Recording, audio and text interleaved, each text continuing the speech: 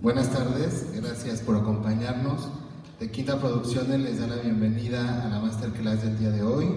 Agradecemos a nuestros patrocinadores que hacen posible estas presentaciones, como Fomento Educacional, Centro Nacional de las Artes y Coca-Cola. Pido un aplauso para darle la bienvenida a Camille Thurman and Darrell Green Trio.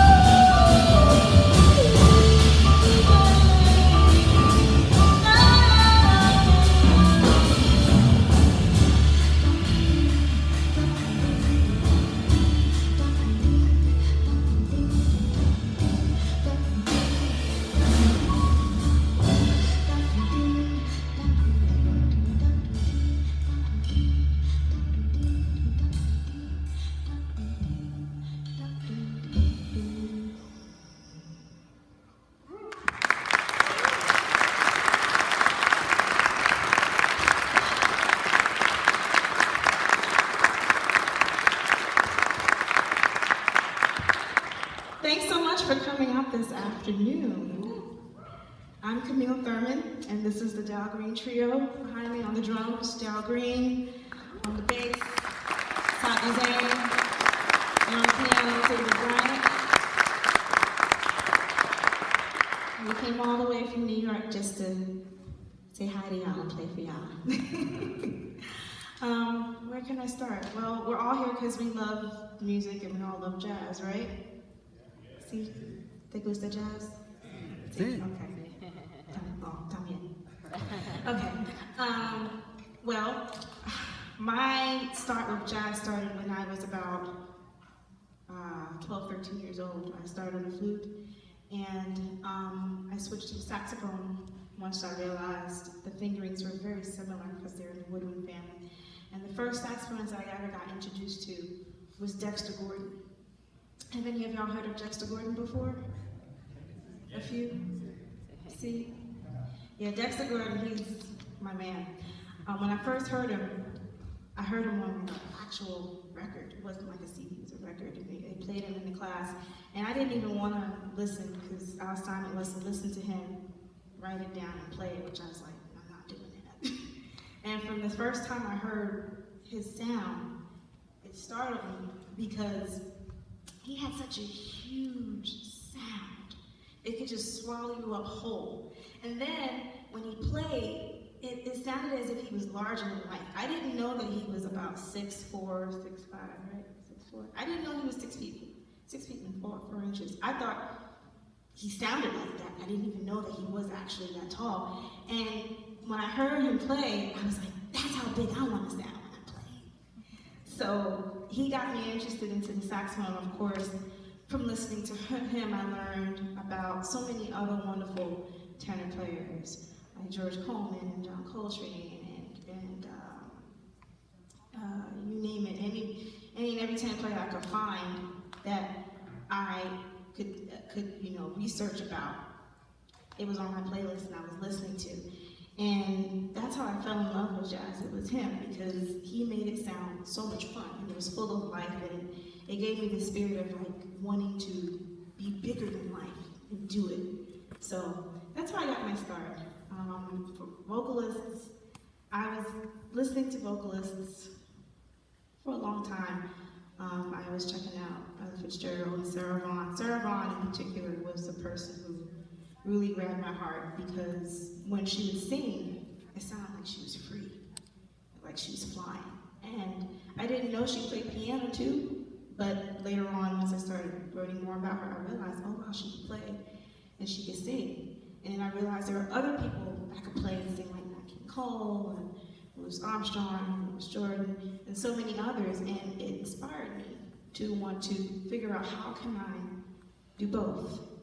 And it made me also learn to embrace singing, because at one point I was kind of shy and I didn't want to sing, but seeing them do it and sing in a way where they use their voice as an instrument, it kind of inspired me to dig a little deeper in understanding, well, what was Dexter playing? And if he could play it, can I sing it?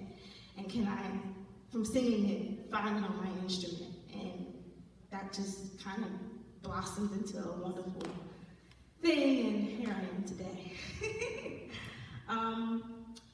Does anybody have any questions? No? Yeah? Okay. Yeah.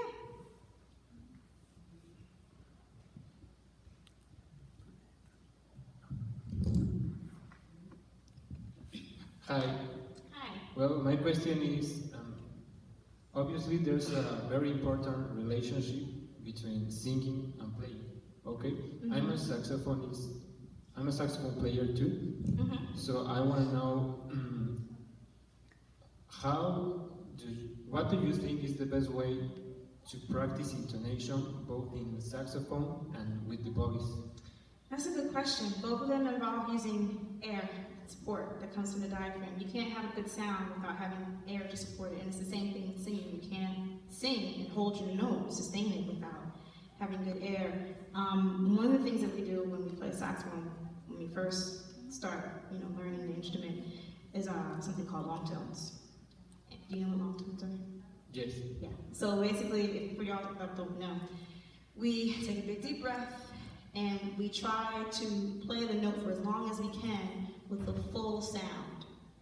And we try to make it so that we don't die off the sound. We try to push it for as long as we can, and as soon as we feel like we're going to cut off, we taper it. And each time we do it, we try to make it longer and longer and longer and longer, to the point where we're able to sustain the sound, but also still have a full sound. And that's one of the ways that we would, strengthen our air support, but also our sound. And for voices, it's the same thing too.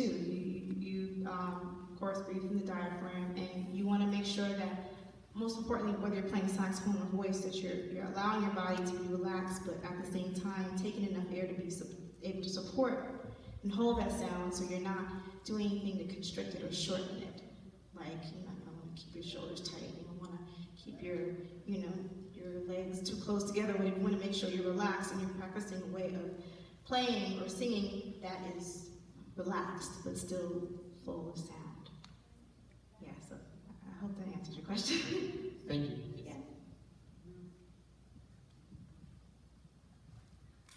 Hi, we have the first big band children and youth in Mexico that are these guys. And I want to know if you can tell them something about the language, talking about jazz, that they are introduced. They are almost, this is the third concert that they heard jazz, and they are playing and hearing, and I want to know if you can tell them something about to learn or understand. Yeah, sure. The first thing you want to do is listen to as many recordings as possible. I know for all of us, we spent a lot of time listening to a lot of music. And just like when you learn a different language, you want to immerse yourself into reading it, listening to it, looking at television shows, looking at movies, finding magazines, finding books. It's the same thing with jazz. We listen to as many recordings as possible, because when you listen more, you start to catch bits and pieces of phrases, and then you start just to kind of sing it. You hear it, then you start to sing it, then you try to figure it out on your instrument. And then also when you start understanding the songs or tunes, you start to kind of put two and two together, relating the theory and hearing, well, how did he play this line over this melody or these couple of chords, and you just kind of start, it just grows. I know for me, like when I was listening to Dexter, I wanted to go and check out all the Blue Note recordings, and then I ended up learning all those standards, because those are the songs that he played for Blue Note, and then I ended up learning other renditions of those songs done by other tenor players. So I just, in short, I would say just listen to as many people as possible, as many different versions, players, vocalists, instrumentalists, as much as possible. That's going to expand your ear, and it's going to really help you to understand the language of jazz. I have a question. So which music are you playing?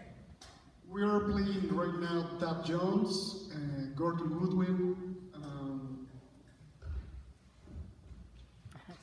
Count Basie. We start with Group Merchant, Sing Sang Soon. What else, guys? In a Mellow Tone. Okay, who likes, I got a question. Who likes in a mellow tone? Like, who? Be honest. Honest. You can put some hands down. No, it's okay. So you all like it, so let's go around. Everybody who raised their hand, what do you like about in a mellow tone? I like in a mellow tone because it has the same chord changes than Rose Room, another song that was the first jazz tune that I learned when I was a kid, and in a mellow tone has the same chord changes, so that's why I like it. What was that tune you said? Rose Room. Rose Room. Okay. By Benny Goodman. Okay, cool. Yeah, let's just go around. Everybody raise their hand, so I want to hear what everybody has to say. No, everybody loves it, right?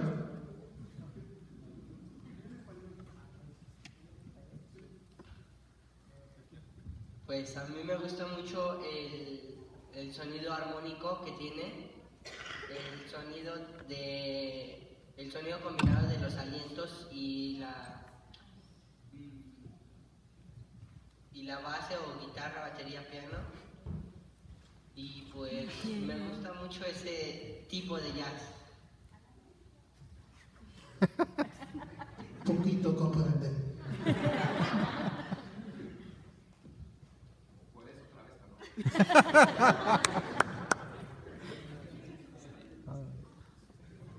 Que me gustó mucho ese tipo de jazz.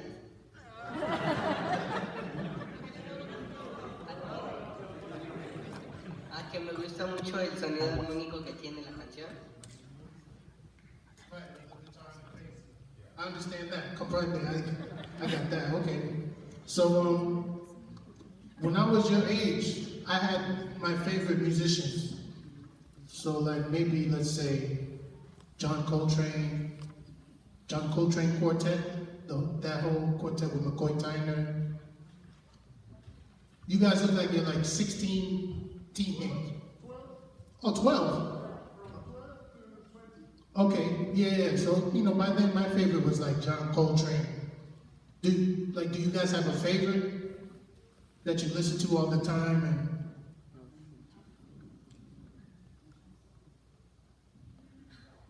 I like Pepper Adams and Ronnie Cuber nice. and Jerry Mulligan. So you play baritone sax? Yes. Okay, perfect. Perfecto. Let's hear like two other people. I want to hear musicians.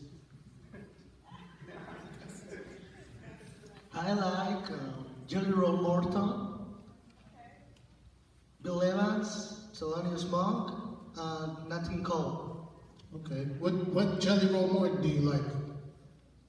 Which song? The Grave, Bigfoot Camp, and Finger Breaker. Okay, cool. So yeah, I think I just say that to say all of us at that age, I think it's safe to say that we really enjoy just listening and learning as much as we can. Like, I was lucky enough to go to school where we performing arts school. So that was part of my studies, you know. But I think we all were obsessed and spent a lot of time practicing and listening to the people that we liked and just trying to learn songs.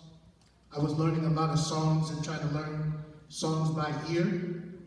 Don't read the music, because if you read the music, you're not going to remember. You have to learn by ear. So I think that if you really want to do it, that's some of the things that, you know, you have to do, but I think it came naturally to us and to the great musicians. It just came natural. It wasn't like work. It was fun, and it was just what we wanted to do. So I think that's very important. So. Hi. Actually, I'm from El Salvador, but I live here in Mexico. Oh, cool. And I'm recently started studying jazz. I've been a guitarist for a while, but recently I started with jazz. So my question for you is, well, it started actually when I saw you on YouTube last week.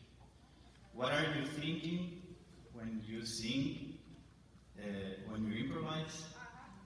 And is it different that your mindset for improvising in the sax? And that if it's a different mindset singing than playing, you know? And like an advice for memorizing standards better, because my memory is like very bad. Okay, well, when I'm improvising, there is this quote that Miles Davis said, you learn all this stuff, and when you get up to play, you forget it all, because what matters at that moment is what you're hearing and what's going on in that moment. So when I'm on stage improvising, I'm not trying to remember everything I practiced, because if I do that, I miss out with what's happening here. And you have to understand, jazz is a language, okay? It's a conversation happening. If I was to just say hi, Hola. hi, ¿Cómo estás? hi, Hi. hi, we're not having a conversation, right? Because we're not listening to each other, we're not answering based on what we're hearing. But if I was to say, hola, Hola. ¿cómo estás? ¿Todo bien? Ah, bueno, ¿Y tú cómo estás? see? We're having a conversation. And it's the same thing when we're playing, whether I'm singing or whether I'm playing on my saxophone. I'm listening to what's happening. Of course, I'm thinking about the form of the tune, because it's really important. Because I have to be, whatever I'm playing has to go with the form of what's happening in that tune. And if I'm off, that's not going to be cool. Also, I'm thinking harmonically. If I'm hearing something that David's playing, it might inspire me to react, or I might sing something that might make Saadi or David react. Or Saadi or Darrell react. I'm just constantly listening. I'm trying to listen more, think less. Okay, does that make sense? But in order to do that, of course, you have to practice, and you have to develop the confidence to be able to get what you're thinking in your head to your fingers, so that when you're on stage, you don't have to think about it, because you have it here, and most importantly, you're able to trust your ears to be able to lead you to where you need to be, or where you feel you should be. You asked another question. So would you say that you don't think differently when you're singing than when you're playing saxophone? It's the same thing. It's the same for me. I mean, the only difference is, of course, the range of a tenor is much lower than my voice. And I can go a little higher than the tenor. But the beautiful thing about instruments, they have different timbres, they have different colors. And when I improvise, I'm trying to tap into, how can I use my voice to tap into those things that maybe I might not be able to do with my tenor, but it might maybe bring out a different color or a different depth to whatever I'm doing in that moment. I don't really try to think so technical about it. If I hear it, I try to go for it. Okay, thank you. The other question was, like, I'm having trouble memorizing all the standards that I'm studying, so an advice for that. I'm gonna open this question up to the band. Yeah, so I used to have some issues memorizing tunes as well, and what helped me a lot was theoria, right? Yeah. So you're thinking, I used to say, how am I going to memorize this tune? There's, 46 bars, and A flat major going to F minor, going to B flat, 7. Well, how am I going to? I can't string all this together. It's too hard. But starting to learn about function, right?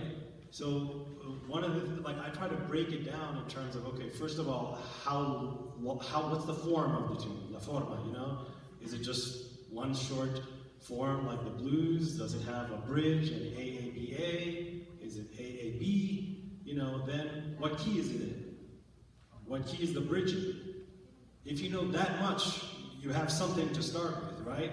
And then learning functions like, 1, 6, 2, 5, and analyzing songs helped me a lot, because after a while, a lot of songs are the same. Maybe the different keys, but the function is the same. It's like it starts out 1, it goes to 6, it goes to 2, it goes to 5, 3, 6, 2, 5, 1. Then that's the A section. Now you know 1A, 3/4 of the tune, 3/4 de las composición, you already know it, right? Then you have to get the bridge. So you start with, okay, what key does the bridge start in? And that really helped me a lot to memorize a lot of tunes, because then when I see a new tune, I'm like, it's kind of like this tune, but here's the differences. So it's not so much information, you consolidate it. ¿Entiende? Yeah, sí, perfecto, gracias. Well, anyone else? So when you look at a tune, what's the first thing you're thinking about? So wait, I have a better question. What do you play? Guitar. Guitar, yeah. Perfecto. What do you think about? What am I going to improvise with the chord changes, but I think that's the last thing I should think about. But how am I going to comp my fellow musicians? Okay. And where in my instrument I will start. Okay. You said chord changes, so you're thinking a lot about the chord changes, right? Yeah. What if I told you there are no chord changes? Do you want to take the red pill or the blue pill? Take the red one, man. So check this out. Chord changes don't matter. I play piano. They don't matter. What you should think first is the melody. Spoo boo boo bee, bo bo bo hey, bo bo bo hey, ha ha ha he. So you know what that is, right? Yeah, autumn leaves. Okay, right? So ha ha he,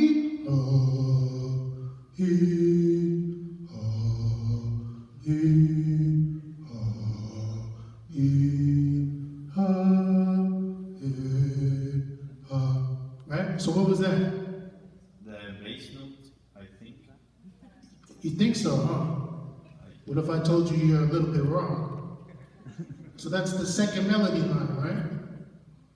It's another melody line, right? Yeah. It's the bass line, but it's melodic, right? Yeah. So, right? Ha, he, he, ha.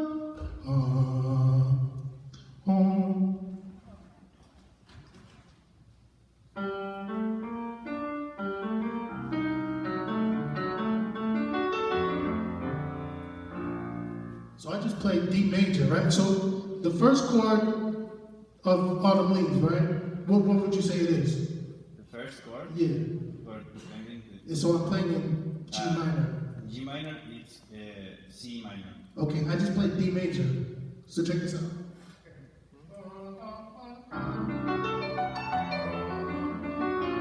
Right? That sounded pretty good, right? Yeah. So check this out.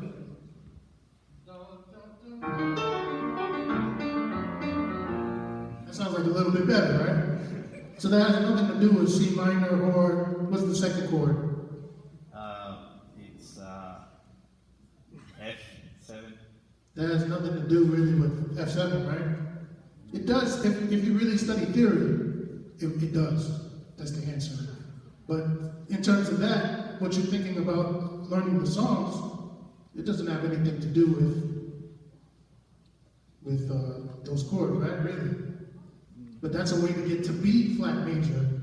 Yeah. That's a way to get to. So it's like B flat and D flat happening at the same time, the two melody lines. So you could put. That's F major, right? So you think F major, right? Yeah. But that D major, right? That's theory. That works. Okay. So if you stop thinking about the chord changes, not only will it be easier to learn the tune, but then you'll start thinking of ways of getting around the tune. So what you're saying is I should think about the melody and... Yeah, I was the same way. I didn't think about the melody. I was just, okay, I'm playing the chord, so learn the... Yeah. But you're closing your mind to so much that you can't play.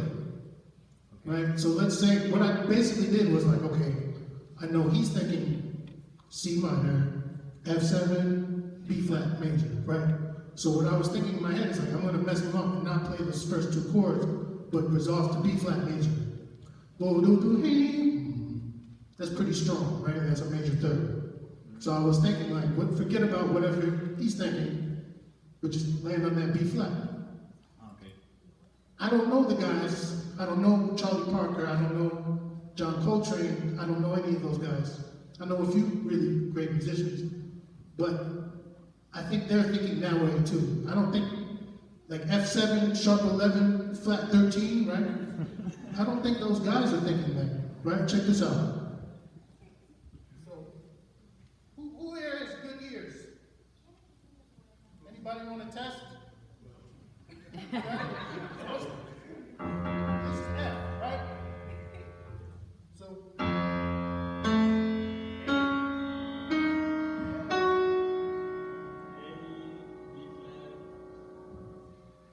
name the notes or you can say the chord or whatever, either way. F7 augmented. Yep. 9. What about the 9?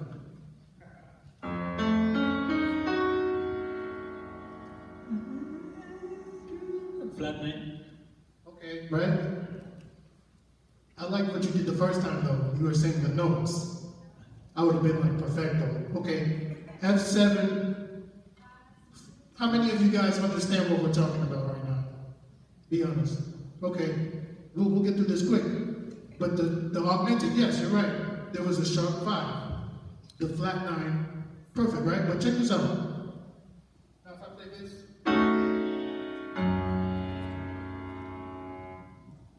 What did I just do? That's the 7th of the chord No, that on the was bass. no. That was the flat 9th, right? What's the flat 9th of F? G flat. Exactly. So right, check this out.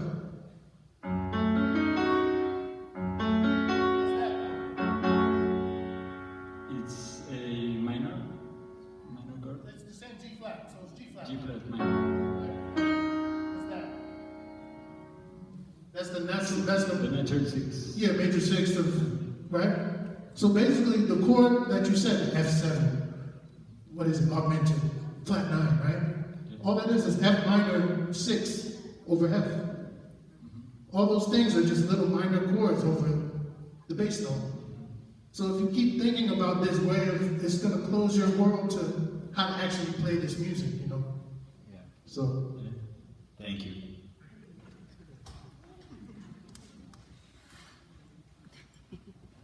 Any other questions? You have a question? Yes, I'm Omar. Hi, everyone. My question is, really, I'm not a musician, but I like music, of course, and here I know. But do you like, honestly, Mexican jazz? Mexican jazz? Yeah. I gotta be honest, I haven't really checked out Mexican jazz. I mean the compositors and something like that. Okay, so check this out. I'll say, okay. I want to phrase this right. But let's say I like the tabla. You know tabla? It's India, right? Yeah. So I study tabla. Or like you, I just listen to a lot of tabla music, right? Then one day I go to India and I meet with the 3 great tabla musicians of India, right?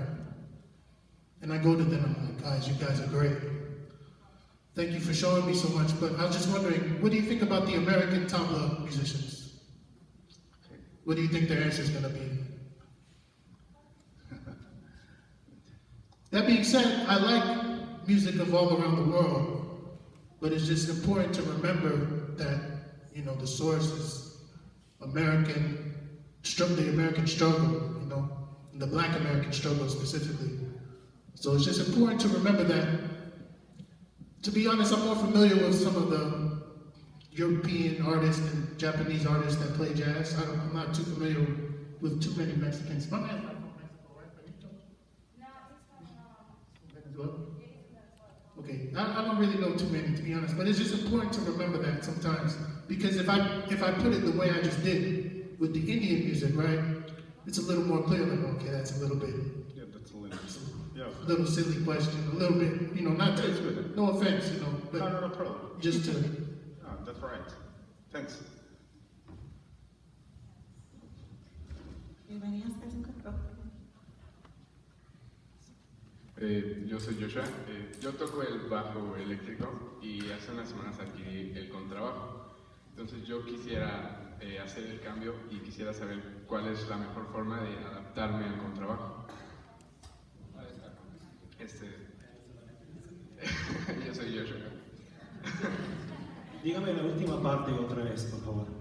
Yo toco el bajo eléctrico. Entiendo. ¿Quiere hacer- cambiar al bajo? Sí. Y la pregunta es, ¿Cómo puedo adaptarme más fácil al contrabajo? O sea, ¿qué puedo hacer para empezar a estudiarlo? Desafortunadamente no es una cosa muy fácil. Es en verdad mucho trabajo, porque el bajo eléctrico es bastante fácil.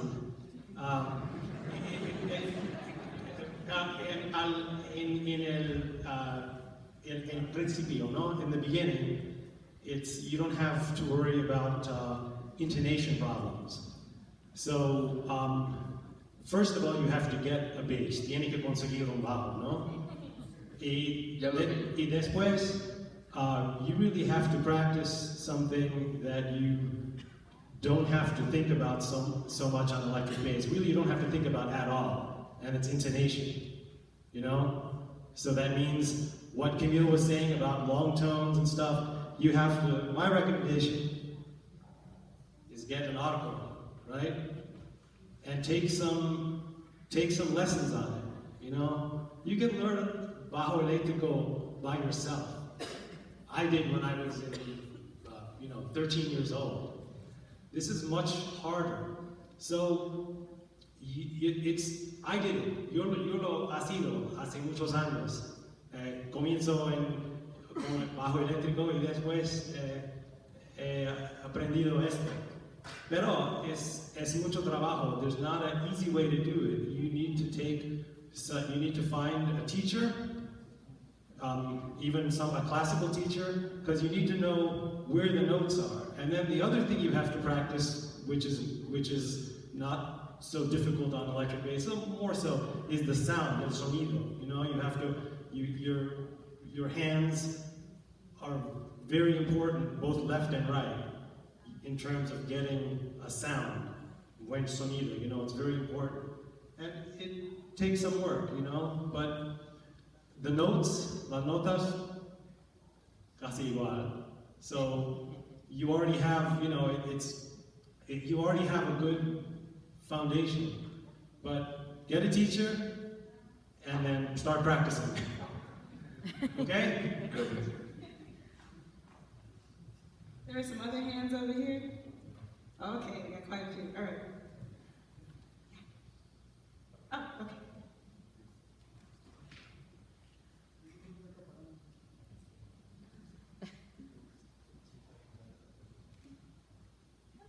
Hi, Camille. Hi. I have a question for you and for all the band. Sure. Some question ago, you said you have to connect your mind with your instrument. I'd like to know what is your process to connect your mind with your instrument. Well, Saadi was talking a lot about it when he was mentioning about, you know, finding fingering on your bass and also practicing long tones. It goes down to spending that time with your instrument one-on-one, practicing those long tones, practicing those scales, practicing good technique, practicing those method books. I know when I was studying flute, we were doing Bach sonatas, and we were also playing some Mozart concertos, but then also for saxophone, there's something called the universal method, where they have different things by Claude and by a bunch of great, incredible people who wrote out things to study for the saxophone and mastering those different things I mentioned, the technique and sound. You have to spend time with it. It doesn't happen overnight. What we do up here is a process of just sitting with our instrument and working it out, little by little, day by day, slowly, brick by brick by brick by brick. When you check out the greats on those recordings, it's like, wow, so they sound incredible. How do they do that? Well, if you want to have a great sound, you gotta spend a lot of time practicing how to produce a good sound. You have to have good intonation, how to have endurance with your instrument, how to be able to control and know what different kinds of sounds you can make with your instrument. How can you make a full sound? How can you make a sweet sound? How can you make a brash sound? How can you make a sound that's very soft? How can you subtone? All that requires you taking the time to find those things on your instrument, because it's like when I think of it this way: when you're learning an instrument, you're getting to learn about yourself, and it takes a lot of patience and it takes a lot of time. So when you take that time to learn about those things on your instrument, the more you do it, the better you become, and the more confident you become on your instrument. So that when you're in scenarios where you're playing, you only have to think about it because you have been practicing it so much that you don't even think about it. You just have it. So it's like, if you can hear it, you can get to it because you've practiced mastering how can I hear what's in my head and get to it. How can I execute it? That's a whole nother type of practicing, which we didn't even talk about. Being able to listen, hear something, and get to it on the first time. I mean, not 5, 6 times, because sometimes, what if you're in a scenario where you're playing with a band and they're like, all right, we don't have any music, but you can get it, just listen. And you only have one chorus to learn it. So that's how you get to the point where you can strengthen your confidence in your mind and being able to be in sync with your instrument. Did y'all want to say anything on that? Well.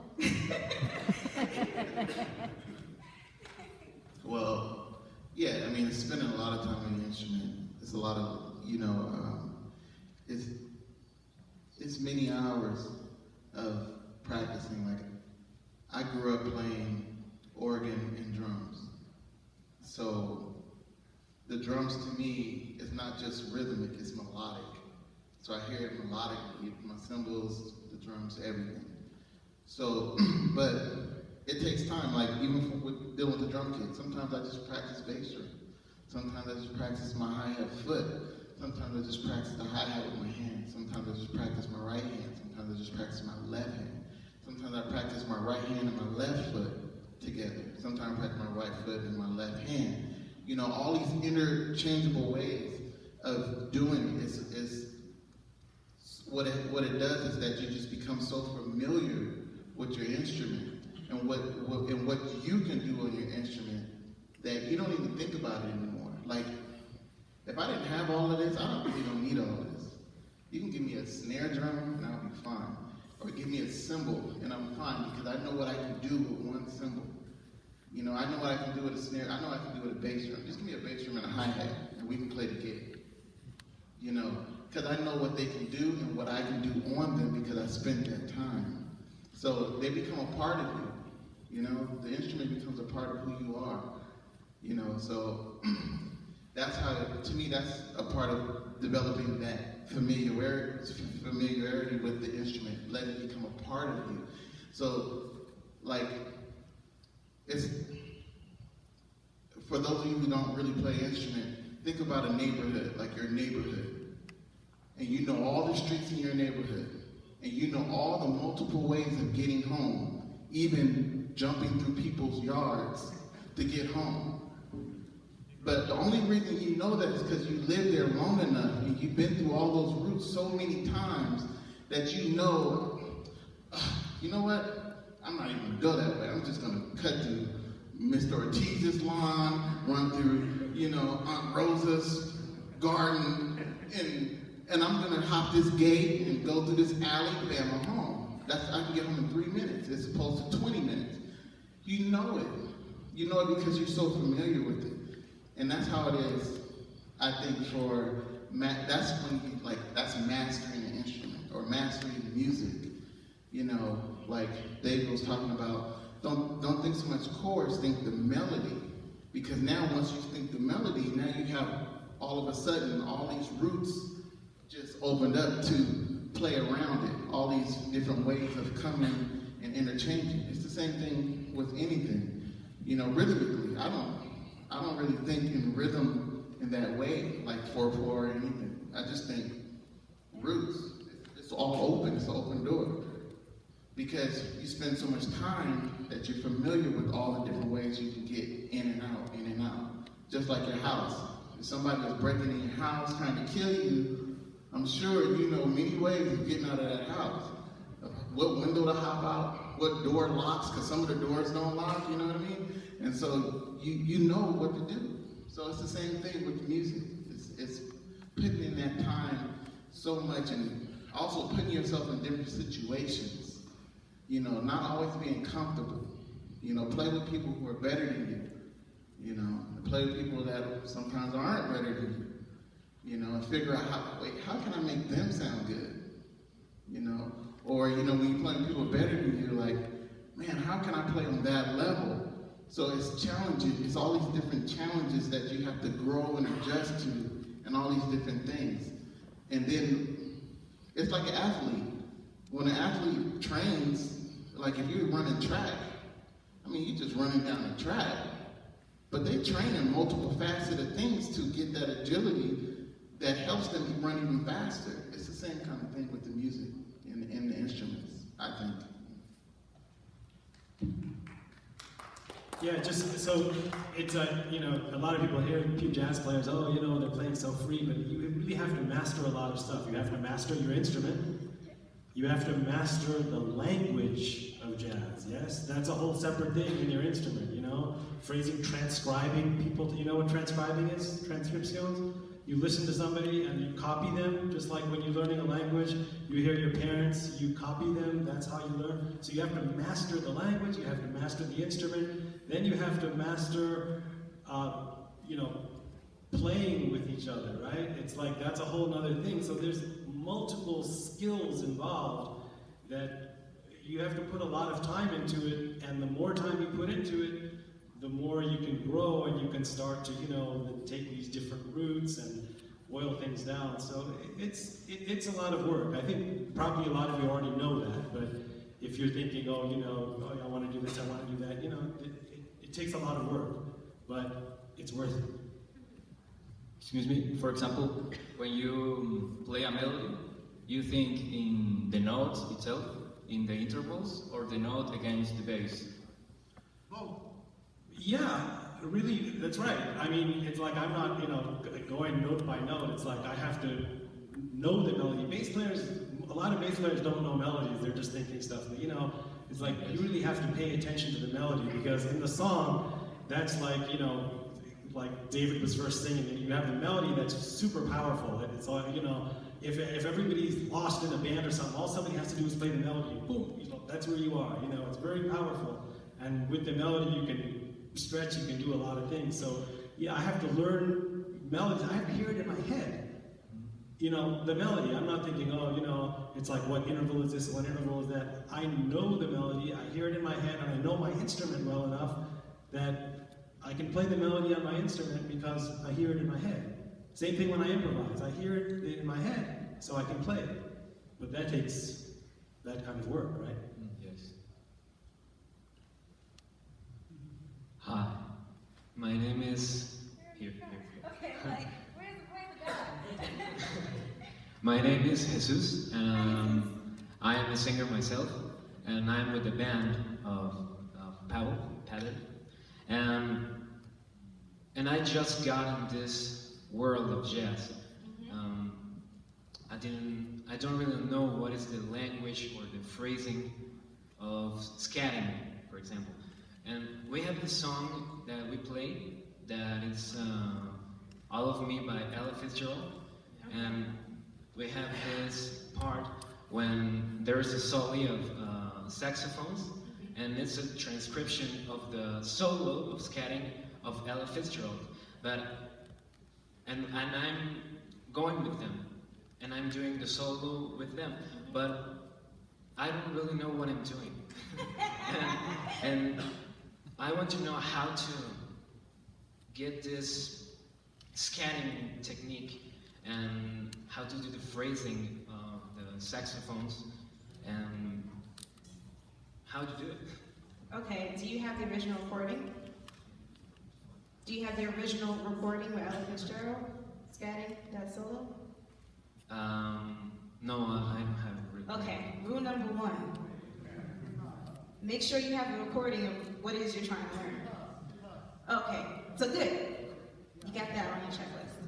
Okay. Oh, Yeah. sorry. Yeah. Yeah, that's the first rule, because trying to learn something and do it yourself when there's already somebody who did it way better than you, it's not a good idea. So you listen to that recording, okay? And when you're listening to her, don't try to listen for each individual note. Listen to it just for what it is, because it's just like we were talking about how melody, and you asked the question, well, do you listen to the intervals, or do you listen to... When somebody is playing or singing or scatting, everything is in phrases. It's like sentences. It's like having a conversation, okay? And I like Ella because she would always put in these little excerpts from different songs in the middle of her scatting improvisation. And it was kind of cool because it was kind of her way of communicating with the band, but on a whole nother level. And what I would suggest you do, listen to how she's singing, okay? Then, do you play a little bit of piano? Very little bit. Very little? That's okay. I'm terrible. This is how I play piano. Okay? Sit at the piano. Painstakingly, slowly, try to figure out note by note what she's doing. And try to make yourself sing it. Because if you can sing it and slow it down to where you're able to get to it, you're going to hear exactly what she's doing. Okay? And I know it takes time, but this is how you transcribe. You're listening not only to the notes that they're playing, but you're also listening to the phrases that they're playing. But at the same time, you're taking your time to figure out note by note how it fits into making this complete sentence. Okay?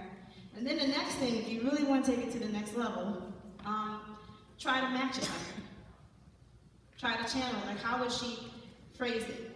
Try to listen to the syllables. Like when I'm studying saxophonists, I'm not just trying to transcribe the note for note, but trying to play it the way they play it, okay? Because everybody has their signature way of doing it. Nobody sounds the same, okay? So I'm trying to listen, well, how would they play it? And can I do it back the way that they did it? And then if you really try to take it to the next level, try to do it your own way. How would you, phrase by phrase, chord by chord, or section by section, how would you do it? Okay? I know it sounds like a long process, but this is how you learn the language. Ella is one of my favorites because she was so musical. You can't, whenever you listen to her, it's like she's reading a storybook to you. She's scatting. You probably like, I don't know what she's saying, but it sounds so freaking good because it's so melodic. Try to tap into listening how she does it and try to little by little work your way through it. That's the best way to do it. And I'm telling you, you're going to learn so much just doing that. Does that help? So do you know who the first recorded jazz person to scat was? Louis Armstrong. Why did everybody shout at him? Let him answer, come on. So Louis Armstrong, okay. So what did he do besides singing? Do you know? How did he... What else did he sang? So what else? Do you know what else he played? What instrument? Trumpet. Okay, so he was a trumpet player. So I think it's I'm not trying to talk out of line, but I think it's safe to say that the artist scatting is imitating an instrument solely, right? He was basically imitating what he was hearing. He was basically close to what he was hearing on the trumpet, right? But he was just, hey, right? So he played pretty close to that. So maybe you don't like Louis Armstrong, but who was like your favorite jazz instrumentalist? Do you have a favorite instrumental? Instrumental, I don't really... Un instrumentista. Because I don't really know. No. So figure out who you like though, right? Because I don't want to tell you to learn Louis Armstrong, learn this person. Like listen to jazz and listen to some of these names, we can tell you. Figure out, okay, maybe I don't like Louis Armstrong, but I really like Charlie Parker, or I really like, John Coltrane, or I really like whoever it may be. But learn those solos. Listen to the solo that you like and try to learn it. It's the same way we do it when we're learning how to play. We listen to what we like and we learn it and figure out what's going on. So definitely try to start listening to more, especially the instruments, and figure out what sounds you like and then try to copy that. Try to sing along with that too, Comprende? You good? Yeah. I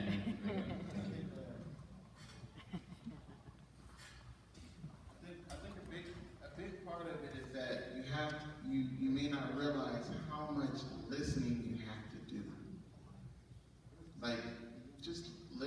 day long, day and night.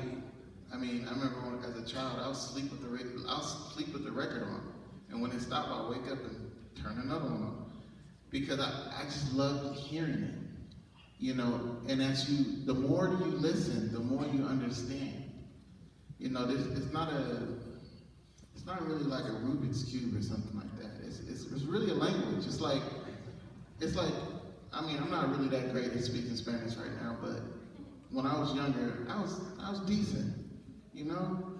And the way I learned, though, was I would listen to my friends talk, and I would watch Univision and Telemundo, and I watched all those shows, and I would try to figure out what was going on, and I watched them every day.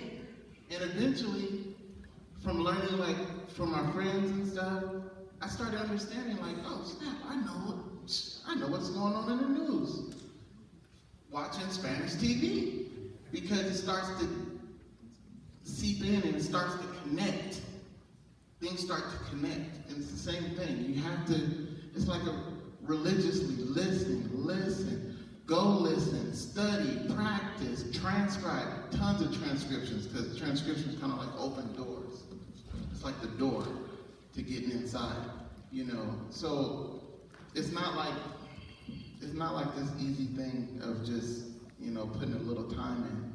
You have to put a lot of time in. And as you keep growing and learning and you keep studying, things will start to connect, and you're gonna be like, oh, like a light comes on.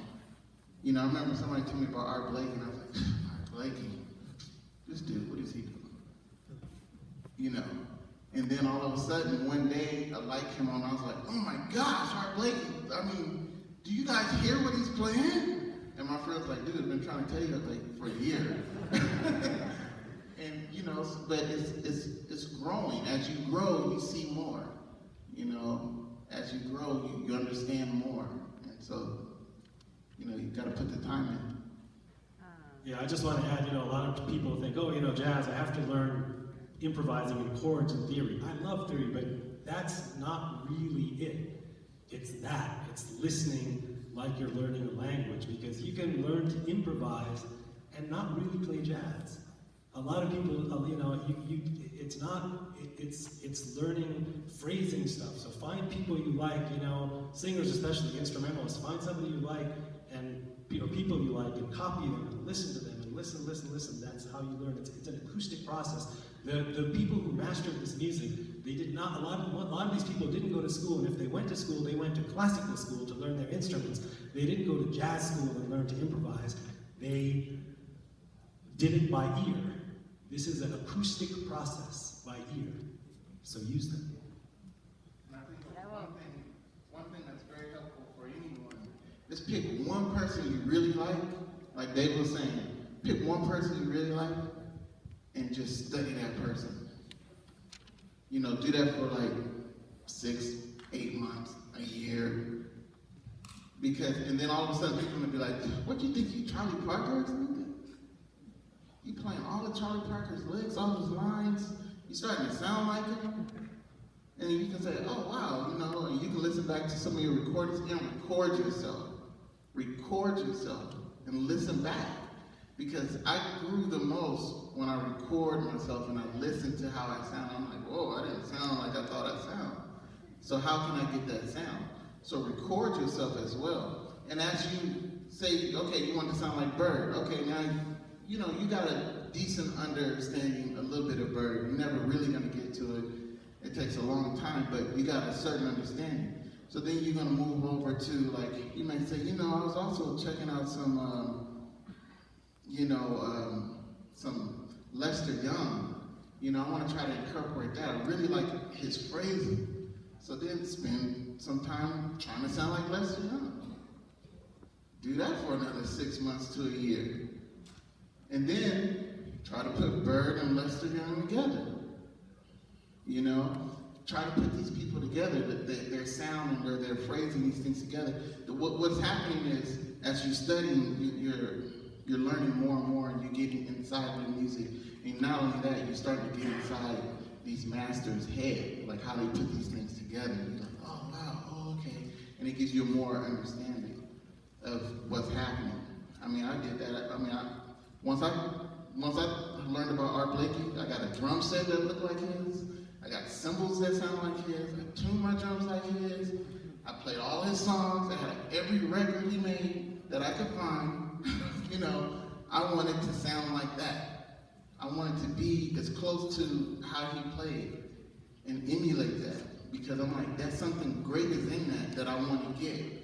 Not that I want to be him, but it's something great in that I want to get a part of that, you know. And then once I felt like, you know, I have a little bit of an understanding of that, then I moved to another drummer, Philly Joe Jones. Then I moved to, you know, Billy Higgins and other drummers.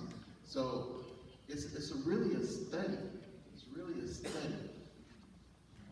And enjoy the music. Enjoy it, love it. Like, I listen to music, it makes me smile, it makes me sad, it makes me want to cry. Enjoy it. I think we have time for one more question because we got to that part of the clinic where we have to say goodbye. Is there one more question out there? Okay. Oh. We'll do a tiny short something because I know we gotta wrap it up. But Mi pregunta, bueno, mi pregunta iba a ser muy simple. Iba a ser acerca de una pequeña rutina, pero mientras la plática me ha esclarecido mucho el proceso de aprendizaje del jazz. Sin embargo, a mí me gusta mucho Charles Mingus. Aquí en México el jazz no es muy escuchado popularmente como en Estados Unidos. Entonces, ¿cuál es qué es lo que los llevó a ustedes como tal, su parte humana o de algunos de ustedes, a ser músicos?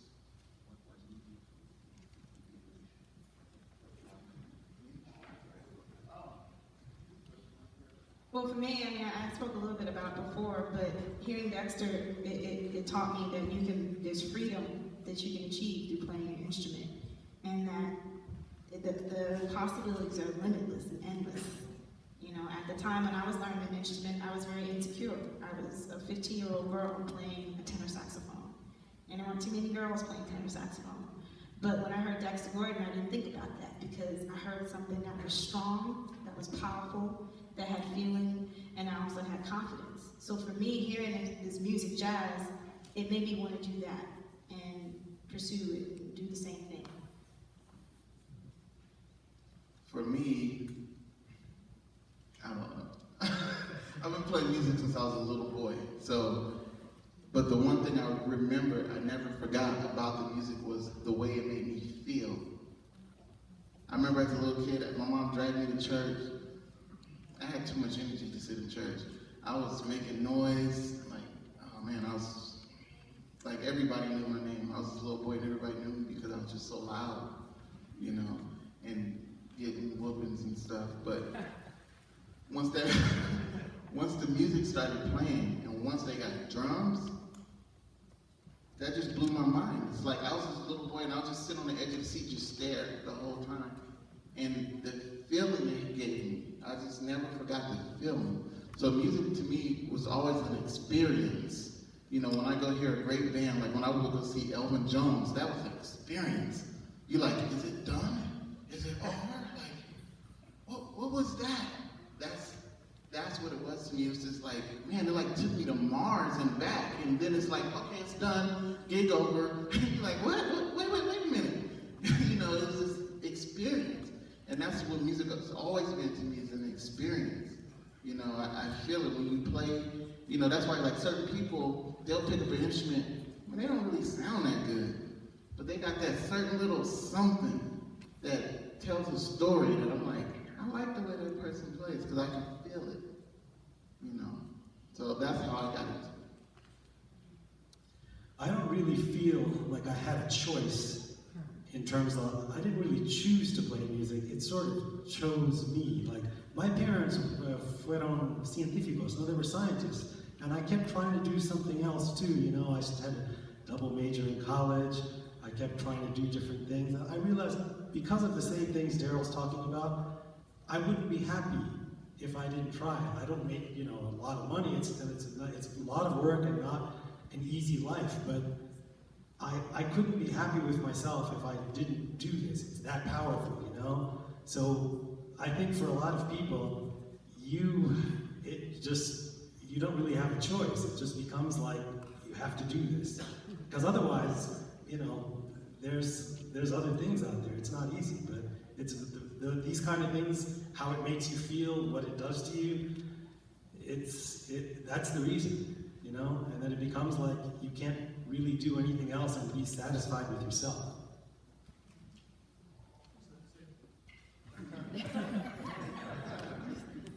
No, it's true. Okay, I guess we'll play something for you. So you can hear Camille play some saxofón. You can also come tonight. If you guys come tonight, gracias. Se puede venir esta noche a escucharla, sentirla, tocar el saxofón, cantar, flauta. Muchas gracias. We're going to do extra cooking for you. Just promise that you'll come back tonight, okay?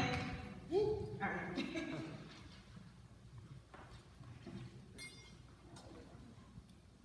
Thank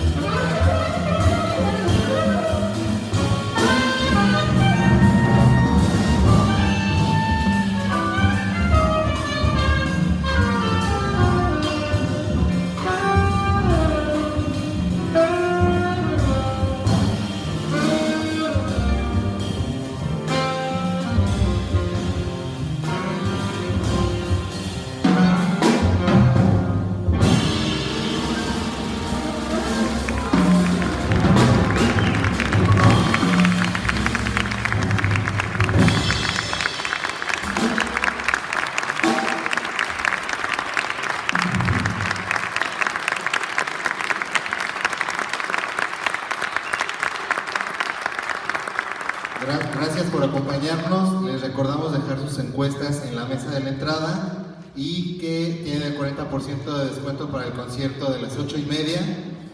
Esperamos verlos por aquí más tarde. Y el próximo concierto y masterclass es el próximo 3 de junio y el sitio de registro estará habilitado a partir del próximo lunes para que puedan registrarse. Gracias.